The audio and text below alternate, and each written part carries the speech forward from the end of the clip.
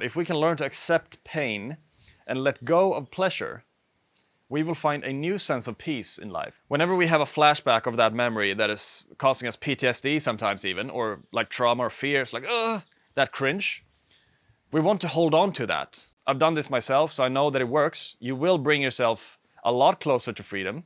You will reduce your suffering in your life. You will live a life in peace more after doing this. I believe that one of the best additions on our growth journey is to learn to accept pain.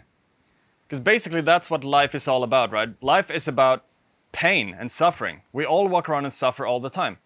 And the more aware we become in life, the more self-awareness we gather, let's say, the more we will realize how much we walk around and suffer all the time.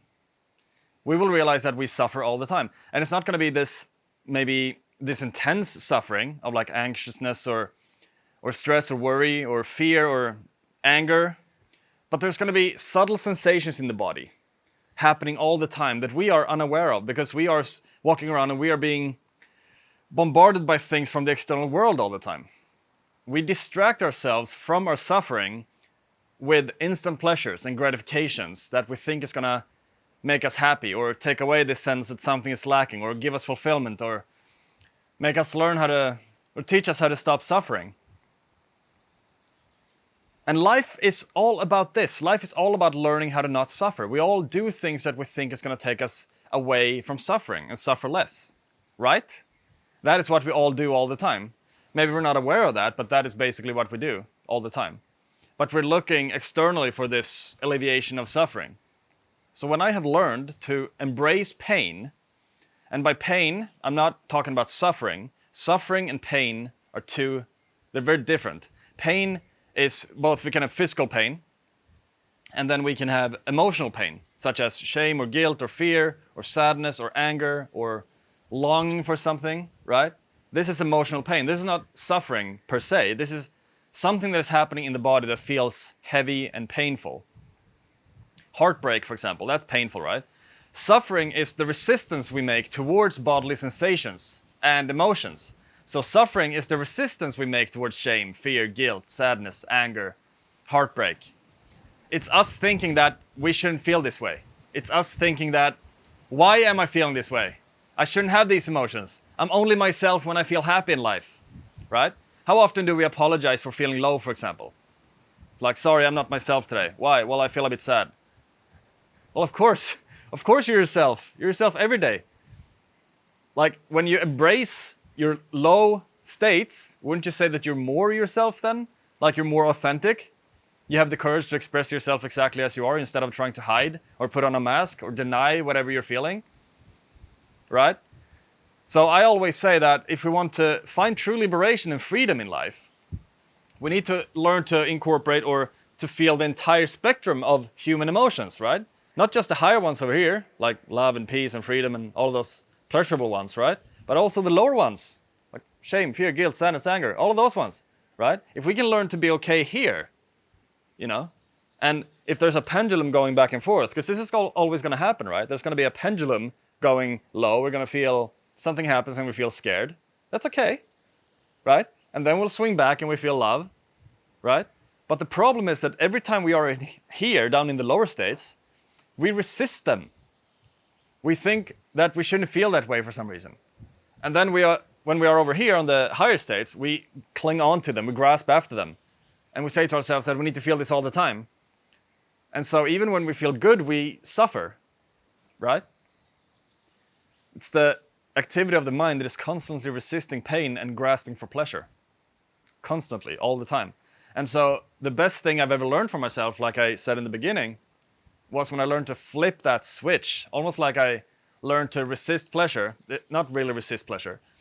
But I learned to hold on to pain and let pleasure go. If we can flip that switch, that activity in the mind that is constantly resisting and clinging, if we can learn to hold on to pain, whenever we feel fear or a contraction happening or shame, we'll learn to hold on to it. Like, oh, shame, okay, cool. Why do I feel this way? Can I investigate this? Can I go into this and inquire into where this is coming from? And when I do that, I'm going to feel that I'm actually going to start enjoying pain. in a very interesting way, because we finally allow ourselves to feel pain. It's like, oh, finally, I can rest here. So pain only becomes suffering when we resist it. If we learn to open up to pain, and yes, this is going to take some practice, we want to keep the mind equanimous, but if we can learn to do this, we will learn to enjoy pain. We will find peace underneath painful emotions. Jesus got tortured, and he was still able to embrace his pain and forgive his torturers and murderers while he was getting killed, right? I'm not talking, that's like next level, right? He was self-realized, to say the least. But this is what I'm talking about. If we can learn to accept pain and let go of pleasure, we will find a new sense of peace in life. And we will actually find a state of mind that is a lot more quiet. A lot more quiet. We will find equanimous, and we will not be so bothered by things happening outside of us all the time. We will not be offended by people having opposing beliefs or opinions than we do. We will not be offended by people attacking us, because we realize that they're only doing their thing. They're also resisting pain and grasping for pleasure. They're trying to convince the world why their worldview is the correct one because of this thing, for resisting pain and grasping for pleasure. And so we become a lot more open-minded and a lot more caring and accepting for diversity. We realize that whatever we prefer is just us preferring. There's no real sense in this is an identification with me. This preference that I have needs to be a part of me, otherwise I don't know who I am. We let go of the attachments to preference and to clinging to things and resisting things. There's no identification left there when we learn to be equanimous and learn to accept pain and enjoy pleasure. And so one way to do this is to deliberately seek out emotions that is painful to us, such as shame or guilt or fear, and go into them. If this sounds interesting to you, if you're curious about this, then click the first link in the description and apply for my coaching, and maybe we can work together. Because I can promise you that if we learn to go into our pain deliberately, it can be done through meditation and through different visualization practices and remembering painful memories. But if we learn to do this, we will find a life of freedom and we will live in liberation. There's a sense of peace that arises there. Confidence, self-worth, love for ourselves. So if you're interested, click the first link and we can have a chat. So by visiting old memories, for example, memories that make us cringe, like, oh, I don't want to feel this, right? These memories, it's almost like we feel like we want to cut them out from our lives. We want to delete them, right? We don't want anything to do with them.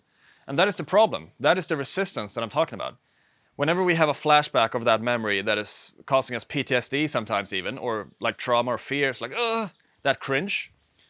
We want to hold on to that instead of trying to escape it or cut it out from our life. We want to hold on to it. Because when we hold on to it, we teach our nervous system to become familiar with everything that is going on the inside. Because there might be something in the external world that triggers that memory. And so you have that flashback, and then a couple of seconds later, you feel that sort of charge, the emotional charge in the body, right? And you cringe and be like, oh, I don't want to feel this way. Maybe there's panic even sometimes. And so when we resist them and try to cut them out from our lives, that is the resistance that I'm talking about. We want to do the opposite. We want to be curious about it. Be like, oh, here's something that I'm not free from yet. What happens if I do the opposite to what my mind and my nervous system tells me to do? What happens if I hold on to it? What happens if I allow myself to feel this and let it go? And to actually familiarize myself with it, to sit with it long enough so that the emotional charge won't affect my nervous system as badly as it has in the past. And so I always use this analogy if I want to get rid of pain. But imagine that you want to evaporate all the water from a boiling pot. You want to boil the water enough time so that the water evaporates, all of it, right? Same goes for painful emotions. We want to bring that pain to awareness and sit with that pain without resisting it, by actually allowing ourselves to feel it, opening up to it, accepting it for enough time so that it doesn't have a grip on us anymore. That is the key. That is the secret. And that can be kind of difficult to do on your own if you don't have the tools to do this. If you don't know how to do this, or if you feel like you're still resisting the pain, I know that it can be very difficult. I've done this myself, so I know that it works. You will bring yourself a lot closer to freedom. You will reduce your suffering in your life. You will live a life in peace more after doing this.